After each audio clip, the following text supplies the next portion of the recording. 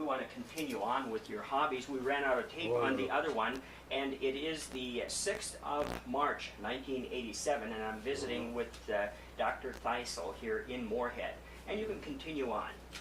I think we were talking about other hobbies, and I was appointed on a committee at Moorhead State University on oral heritage. It was a project they were going to start, and there were several. We were going to get several categories there. Physicians for one, businessmen, editors, teachers, farmers, and religion, and almost anything you can think of. Get histories of all those people from between 1930 and 1975. We're kind of divided it into 30 to 45, 45 to 60, and 60 to 75, but some of us were around and lived through all of that. I know I was around from 34 to through that period. And there was about 5 of us in each group, got histories in our own group. There were 5 doctors who got histories on about 5 apiece, so we covered those that had died, like Dr. Duncan, for instance, and Dr. Fred Thysell. I still haven't got a history on him. He died in 1962 too. And Dr. Rice, Dr. Gosling, and some of the old-timers who got histories on. And other people were doing the same thing with other people in town in different professions. So, sure. And that's been kind of fun. Another thing, I've been on the Swedish Cultural Society of the Red River Valley, I guess they call it. That's about 10 years old, and Jim Kaplan, teacher at MS, is probably the most enthusiastic and rather the backbone of that organization. He teaches French and Swedish over there at MS University. And some of those that helped start that society were Mrs. James Oliver and other people of Swedish descent.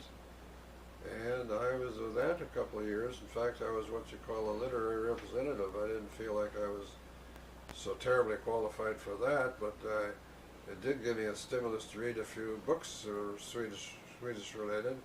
My folks' father's side came to Sweden, my mother's from Norway. And this society spent about $500 a year or more with getting books with relation to Sweden and the United States about immigration and other things. And we distributed about $150 worth to each of several places like Moorhead Library, Fargo Library, Moorhead State University Library, some of the Concordia, and sometimes there was Jim Kaplan to think about a good book that he'd read that we should distribute to the minister. So I've been around and distributed books to 6 different Swedish congregations when we get them 3 or 4 times. Bethesda and Moorhead, even Exshaw out west of Lake Park. I see. And Elam and Fargo, Messiah and Fargo, Knowles something or other up North Broadway in Fargo. And even one out in Harwood, because some of the most interesting Swedish people, society people, live in that area, Harwood and past. And I guess probably that's enough said about that. I'm not on that committee anymore. In fact, I'm getting a little tired of being on committees. So I see. You've been kind of you've been active with something else, and that is identifying a lot of pictures. Yeah, I should get to that too. Yes. I just wanted to make that one comment. As I get older, I don't seem to have as much pep for getting around, so I rather like hobbies where I'm by myself now, rather than have to go to a committee meeting. Sure. Because you kind of think, oh, do I have to go to that meeting? Because they drag out, you know how committee meetings are. But the best thing about them is the lunch that the woman gets up afterwards. Yeah, I think probably one of my most interesting hobbies was reviewing old pictures of S.P. Wang, a photographer in Hawley. There were 2 main photographers in Hawley from the early periods.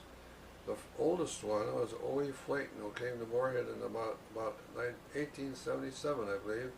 And many of the early pictures of Moorhead around when the riverboat days and whatnot, and the early Moorhead scenery, O.E. Flayton did. He was active for about 50 years. Well, the other photographer in Clay County of note was Wang, S.P. Wang, and he was a barber and also a photographer.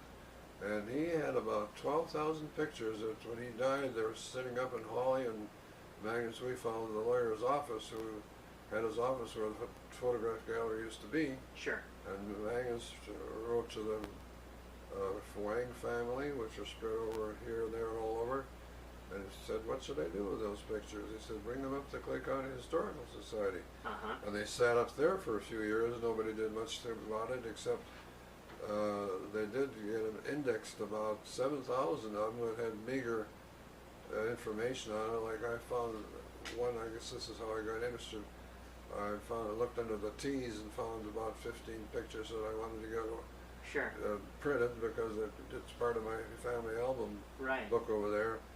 And one of them, it said, "Thysell, baby, and buggy, and who should it be but me?" I said, well, that's me. So I got started, and they said, would you mind coming down here about every 2 or 3 weeks? We'll have about 50 of those 5,000 unidentified, and see how many you can identify. How has your rate of identification been? Yeah, I was just going to come to that. Out of about 50, I usually get up to around 10, which isn't too bad, because a lot of them are babies. I can't do anything with that. No. And some are people I never knew, and other people I suppose have changed so much that when I knew them later, I couldn't recognize them. But I did get one time 20 out of 50, which was a pretty good average, you know, sure, considering how many in there you... Well, I'm sure they really appreciate that. So I write in the back in pencil, and lately we've got the idea of Doris Eastman. She's a former reporter of the Fargo Forum, and she does a lot of volunteer work at the Clay County Historical Society. She said, why don't you get Dr. Thysell to dictate it? It'd be really much smoother, and you can put it on afterwards. My handwriting is poor, so I was very glad to do that. You get a little more information, because you can talk right longer like I'm doing now. And Mark, I forget his last name down there, has got to do that part. He writes the information I give on the back of the picture. So, and we've had some very interesting pictures. I think they, out of the 5,000 or so unidentified before, they must have over half of those done, around 2,500 or more, 3,000 maybe. And they've still got some to do. Well, anyway, we got family pictures. I know one of the, just for instance, one Hitterdall family, I thought, well, golly, that looks like Leasing. Sure enough, it is George Leasing, and I thought, well, Mrs. Julius Holte was in that family too, so I identified that family. Another family, Hawley, a Raddick family. I thought, well, that's Lud Raddick, and I identified that family. Well, I went on and on and on. There's several interesting pictures of that Magnus Sweefeld family. His father, Knut, was a senator. They had about 9 or 10 in that family. In fact, one was a classmate of mine in high school. And then a Torgerson family, found several. Most pictures were Reverend Hauge. Confirmation class after confirmation class, and he was in all of them. I bet you I looked at his picture about 300 times or more. And then I couldn't do so well with those, but I did recognize some of those. I did a little better with the high school graduating classes, and you had quite a few of those from about 1927 and 29 and on until about 35 or so, and 37 I guess the last one. And I recognize most of those, but I got a real good source of index. Bob Brecken in his journey back to Hawley, he's got all the graduates from 1904 on, so the ones I didn't know, I got some help on to put those names on there. And so that's been kind of fun for me. Were they in the form of glass plates or negatives? They're glass plate negatives. First I started looking at them and couldn't get anywhere at all. Then they started developing 50 at a time. I thought, well, this is much easier. You get detail. But they're all glass negatives. Yes. And it's really remarkable how well preserved they are, because some of these date back to... Well, they would have been good quality in the first place. 1900, you know. Even before. I think some of those in the 1890s. Because Wang came to Hawley in 1893. And must have taken pictures up until the early 40s. Most of these pictures, I suppose, were of people, not of scenery and... Yeah, most were people. It seemed like Flayton took a lot of scenery pictures. He might have taken some people ones too, but the ones everybody knows now, for instance, there's a lot of them up at Center Mall downtown, you know, scenery, Moorhead. But the ones I looked at were mostly people. But a lot of scenes in Hawley too. Well, that's been very interesting, That's probably my most interesting hobby, because I know one time at WDAY was down, besides they'd bring pictures down to Hawley 3 different times at least, put them up in the library in the senior citizen building, and one time in the bank, had different people who would try to figure out the ones that I couldn't recognize. Sure. And WDAY was down there and took pictures of it once. So a lot of people talked to me and said, "Oh, you were working at Clay County Historical Society." Sure. Because they saw me on TV. Yes, right. Yeah. Okay. Now, how about other hobbies? Were you into golfing or any sport? I never was much of a golfer. I just couldn't play golf. I was just like I had two left hands or something. But bowling, I bowled with the Lions Club team from that time I come up here in 1960 till even some this year, although I don't bowl very good anymore. And I'm just a sub right now. But Sure. I used to Sure. have a fair average, not high, but in the 150s, you know. I don't know if I asked you at the beginning what is your age and what was your birthday? I'm 78. I was 78 December 6, born December 6, 1908. Okay. Yes. Yeah. Um, I've been retired 5 years now. 5 years. I was in the practice in Hawley 26 years and 22 in Moorhead. Yes. I, of course, mainly remember you from Hawley because Yeah. you were our family doctor. I was, when I was growing yeah, up. I think it was through the 40s and 50s until I moved to Moorhead. Sure. Yeah. Okay. What about, I'm kind of running down on questions, but you've It's done all right. such an excellent job of continuing this talking, and I really appreciate that. Well, Because I shouldn't be the one talking anyway. I can remember dates pretty well because I'm kind of the family I noticed historian. that. Yeah. Sure. And somebody said, "How do you remember all these dates?" Well, I've probably been over them several times gathering Well, that's information. good. Yeah.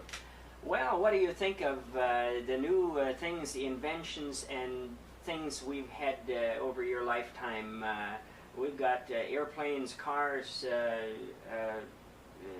TVs, and people that have landed on the moon. What has Yeah. been most impressive to you? Well, I guess the first thing I would think of is we didn't have a radio in the house to start with it. In about 1920 or thereabouts, we got a radio, and I listened to the radios and different classmates, boyhood friends. Right. First, Robert Burrell, lived about a block south of me. He was a little younger than me, and he made a radio. Oh yes. And Crystal set? I'm not sure about that. Sure. And I used to go over there and listen. And another friend of mine, Lester Bang, he lived up in the east end of town, east of Main Street. And one time I was up to his place overnight, and we had a little bit of a set and had earphones on. Right. And he was so excited. He says, "We got Kansas City. We got Kansas sure. City." Sure. Well, that was early radio days. Right. And I remember we had an Atwater Kent at home. Sure. About a year later, we got that. And I remember I've been interested in baseball ever since. I was in the 7th grade, and I first started following the big leagues. Yes. I'd lie down there on the floor next to the radio, you know, and I don't remember we got any reports. I suppose we did about athletics in those days. Sure. Sure. But that was the days of Lou Gehrig and Babe Ruth, you know. Right. Right. And TV came in. TV came in 1953, so that's only been going about 34 years now. And before that, a couple of years before that, I made many house calls to see Mrs. Veith Sr., who ran the theater, and they lived above the theater. And Brent Veith lived up by this Hawley Lutheran Church. And he had aerials way up, so he'd get Minneapolis. Right.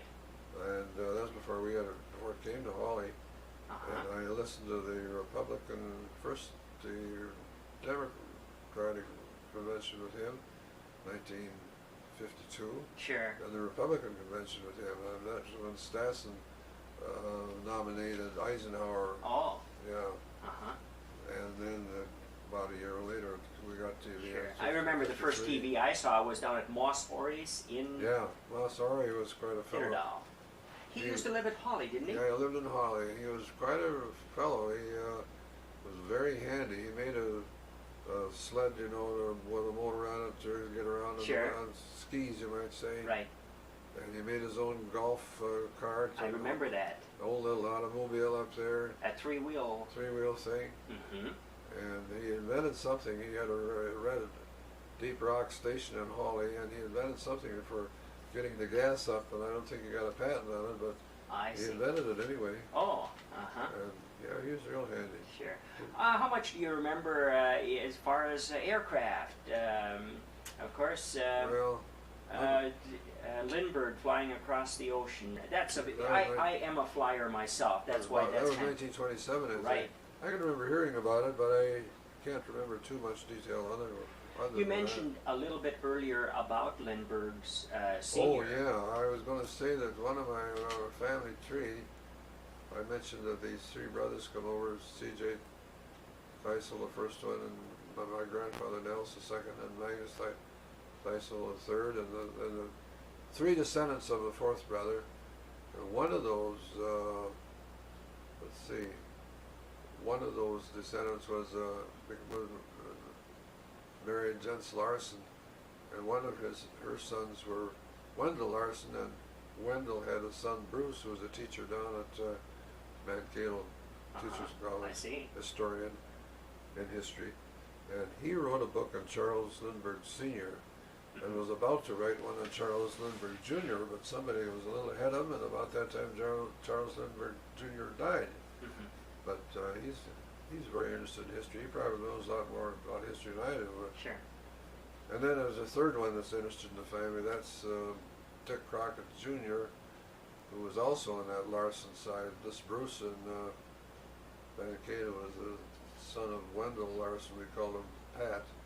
And Dick Crockett is the son of Hilda Larson, his older sister. And he's got a nice booklet here on the Larson and I see. Thysell family. Okay, can you tell me a little bit about Gabriel Hawley? Yeah, I can. We lived, when we got married, we were in an apartment in the west end of town for a year and a half, and then another building on Main Street a year and a half north of the Congregational Church, and we built a house a block north from there, right next to Reverend Hawley. So we lived next to Reverend Hawley from 1941 until he moved in 1954, retired from the ministry. That became a funeral home after that. Well, Gabriel was one of the 5 children in the family. There was Ragnhild was the oldest, and she graduated accordion in 1923, and she was a teacher of mine in high school. I had her for senior English and American history. Second one was Norma. She went to Concordia too and became a teacher. Third one was Hawken Hawley, who was a classmate of mine in 1926. Was very well noted for being one of Hawley's better athletes. Baseball pitcher, used to pitch against Ulen with their Horace Asmussen. Oh yes, yes. And then also was state champion in horseshoe for twice. And the fourth one was Gabriel. He must have been born around 1913 or 14, somewhere in there. And he went to school at Concordia, was dean of men after graduation for a year or two. Then he went east, and I think he went to Harvard. And He became a lawyer.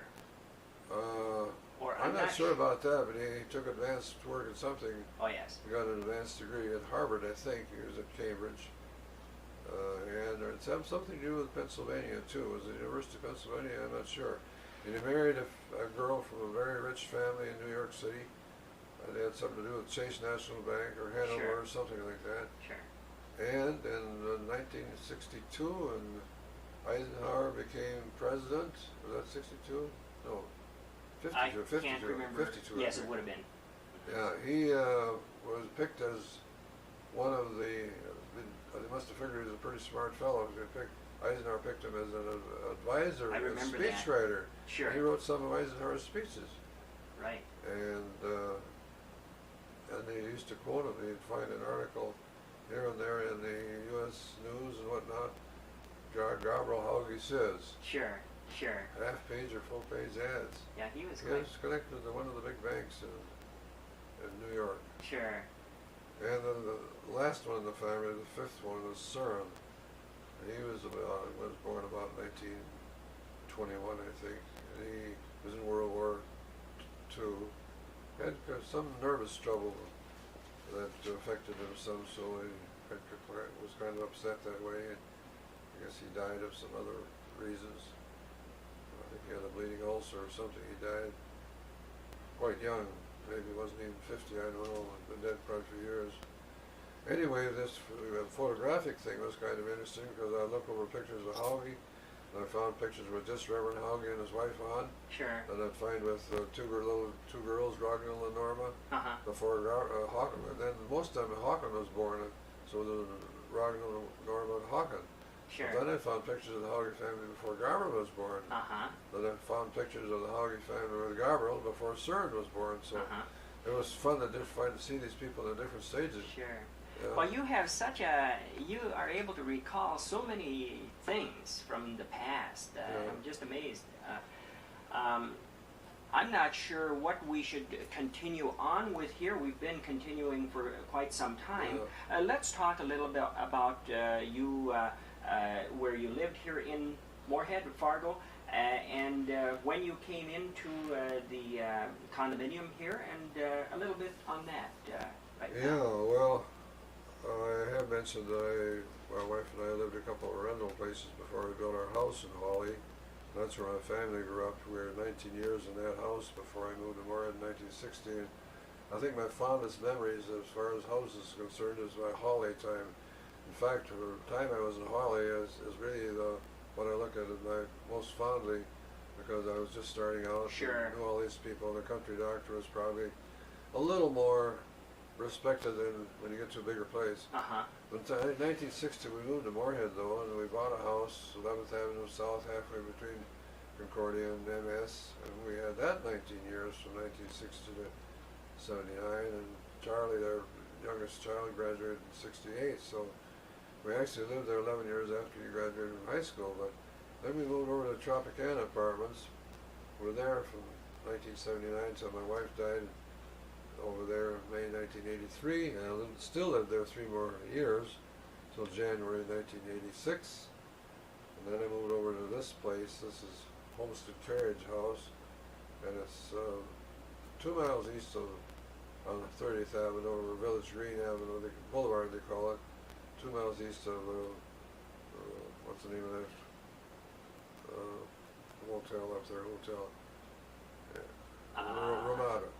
Ramada. Yeah. Mhm. Okay. And it's nice here. It's got a good view. It's right Sure. next to the golf course. I don't play golf, but it's a nice place to live. Sure.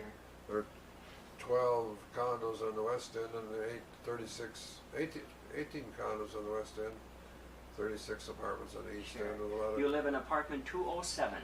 yeah, 207, 1-bedroom apartment. I had to get rid of a lot of furniture so I could keep it left. It's still kind of crowded in this Sure. living room, but I didn't want to get rid of it anymore. Okay. You say your wife died in 1983, Yeah. and was she a nurse? No, she graduated from Washburn High School in Minneapolis in 1932. I met her at my brother's wedding. I was 35, and we got married in 38. Uh-huh. And she was a good singer. She sang the Right. lead in many musical productions during her junior and senior year at Washburn High School, Minneapolis. And that's how she got picked to sing at my brother's wedding. Sure, sure. A friend of my brother's, Sure. my brother married. And then she sang a year and a half or so at the university too, as in some place, student prince and whatnot. And Sure. Could you talk now a little bit about your nurse you had in Hawley? I remember her. What was her name? And Edna Dollum. I had a few people before I got a nurse. I had a girl named a lead girl in Hawley, and Cora Anderson was a nurse. I had her for a little while. She'd been with Edna Dollum, my later nurse. St. Ansgar's had graduating classes in those times. They don't know anymore, nursing schools. And the last one that was with me the longest was Edna Dollum, I see. from about 1941 to 1960. I remember her. She was very conscientious and helped me a lot. And sometimes she'd go out with me on OBs for country OBs, and she'd get the bag ready and whatnot. Sure. A couple of times I was down at the lake and got called back, and she would hustle out to the farm where they'd work with my grip, and all I'd have to do was go to the farm and get things ready. So she helped me a lot. Was she married and had a family? She never was married, no. She graduated from nursing school at St. Andrews about 1930, and started working for me about 1941. She did nursing at the St. Hospital and private nursing for a while, and was down to Medina for a while nursing. In 1941 she started working for me. Uh-huh. Yeah. Okay. Very good. I see that time has brought us up to almost 12 noon right now, and I'm yeah. sure you want to go for dinner pretty soon. And I think I will be on my way, and I really appreciate this. This Yeah. was a lot of fun, and I would like to continue this at some other date if we could, if you wouldn't Yeah. mind. Yeah. And I'm sure we can think of a lot of other topics to talk on. Yeah, if you want to, it doesn't make any difference to Okay, me. we'll talk about that at some other time. This is the 6th of March, 1987, and I've been talking to Dr. Thysell. I've enjoyed this, and I think it would be fun to get a record of this because I'm sure my kids would enjoy it. We'll make a copy. And They probably didn't know that their dad was such a talker. well, that's You know, great. so I'm quiet. I've been noted for being the quietest one in the family. I guess it goes in reverse order. I've been the quietest, and my brother been a better mixer than I have in Minneapolis. And my sister was quite a talker. You couldn't hardly get away from her. I'd have to wait for her while she talked to people. And Willard, of course, in Hawley is kind of jolly and easy to meet. Well, I still go into the Thysell's hardware in Hawley every once in a while when I need a part or need something. One of his sons, Paul, the youngest one, works there, and the older son, Tom, works out at the implement place 3 miles east. Sure. Yeah.